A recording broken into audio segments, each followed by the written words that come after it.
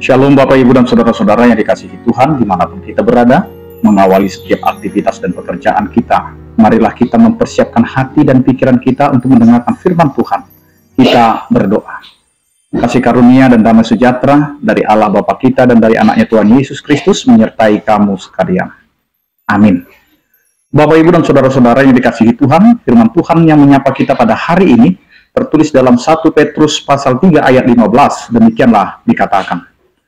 Tetapi kuduskanlah Kristus di dalam hatimu sebagai Tuhan, dan siap sedialah pada segala waktu untuk memberi pertanggungjawab kepada tiap-tiap orang yang meminta pertanggungjawab dari kamu tentang pengharapan yang ada padamu, tetapi haruslah dengan lemah lembut dan hormat. Demikian firman Tuhan. Bapak, Ibu, dan Saudara-saudara yang dikasihi Tuhan, ini merupakan nasihat yang diberikan oleh Petrus kepada kehidupan rumah tangga atau kehidupan suami dan istri, di mana dasar iman itu terletak dari kehidupan rumah tangga, di mana suami istri hidup dalam keberimanannya kepada Tuhan, meskipun dia harus melalui proses kehidupan yang silih berganti, bahkan penuh dengan tantangan dan penderitaan. Maka disinilah nasihat ini diberitakan agar setiap kehidupan suami istri atau rumah tangga orang percaya penuh dengan keteguhan iman, walaupun hidup di dalam penderitaan, tetapi dia tetap memiliki pengharapan. Dan itulah yang menjadi nasihat pokok yang diberikan oleh Petrus kepada kehidupan rumah tangga. Maka di dalam penderitaan itu, di dalam pengharapan itu, maka setiap rumah tangga harus menjaga kekudusan, menjaga kewibawaan rumah tangga itu dengan tidak adanya penyelewengan. Maka dikatakan, kuduskanlah Kristus dalam hatimu sebagai Tuhan. Maka rumah tangga itu harus tetap mengarah kepada Tuhan sebagai kepala rumah tangga, sehingga rumah tangga itu menjaga kekudusan. Kekudusan itu akan diajarkan kepada isi rumah itu dan juga orang-orang yang ada di sekitarnya. Sehingga kekudusan itu menjadikan kita tetap berpegang teguh kepada firman Tuhan, meskipun kita akan menghadapi penderitaan terlebih pada zaman ini. Yang berikutnya, Bapak, Ibu, dan Saudara-saudara, maka kehidupan kita sebagai orang percaya memiliki pertanggungjawaban kepada Tuhan. Maka bersiap sedialah kita jika kita harus mempertanggungjawabkan keimanan kita kepada Tuhan. Maka jikalau ada orang yang mempertanyakan iman kita, yang mempertanyakan Tuhan kita, jangan pernah kita marah, jangan pernah kita sensi, jangan pernah kita langsung jadi sakit hati. Tetapi jawablah mereka dengan kelemah lembutan, dengan apa yang telah kita percaya dan juga kita pelajari dari firman Tuhan.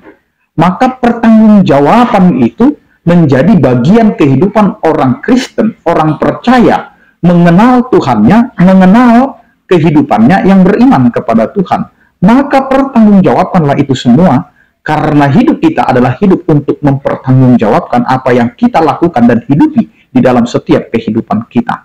Maka jika ada orang yang meminta pertanggungjawaban kepada kita, jawablah, beritakanlah apa yang kita kenal, apa yang kita rasakan dari penyertaan Tuhan yang telah membimbing dan juga memberikan kepada kita pengharapan. Maka pengharapan itulah yang kita ceritakan, karena hidup kita tanpa Tuhan, kita bukan siapa-siapa dan kita tidak menjadi apa-apa.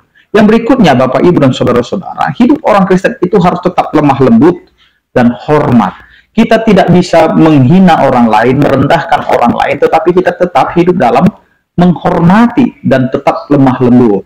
Meskipun kita terus dicecar, meskipun kita terus didesak, meskipun kita terus dihina, kita adalah orang yang telah belajar dari pribadi Kristus, yang terus memperlihatkan kelemah lembutan, yang terus menyatakan kasih, tidak membalaskan dendam, tidak membalaskan kesakit hatian, tidak membalaskan setiap perilaku yang jahat kepadanya, tetapi terus menunjukkan kasih itu kepada setiap orang, suka tidak suka, senang atau tidak senang, tetapi dia tetap memberitakan tentang kerajaan Allah, karena kerajaan Allah adalah kerajaan yang menebarkan kasih, menebarkan sukacita, menebarkan damai sejahtera. Karena itu tetaplah jaga kekudusanmu, walaupun banyak orang yang menghina dan mencacimu.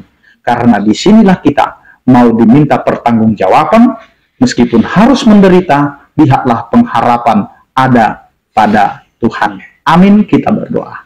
Terima kasih Tuhan atas penyertaan kasih setiamu yang menyertai kehidupan kami. Engkau mengajari kami agar kami tetap menjaga kekudusan kami, menjaga kekudusan hidup kami, sehingga kami dapat mengajarkan dan meneladani itu dari Engkau, Kristus Yesus Tuhan kami, dan kami akan memberikan teladan yang baik kepada anak-anak kami dan keluarga kami.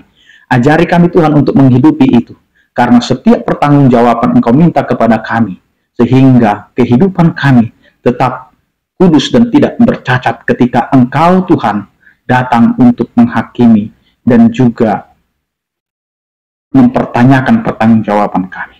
Karena itu Tuhan ajari kami sebagai orang-orang percaya yang tetap lemah lembut dan tetap hormat kepada siapapun yang hadir dalam kehidupan kami, baik yang menyukai kami, menghormati kami, menyayangi kami, bahkan yang mencaci dan menghina kami.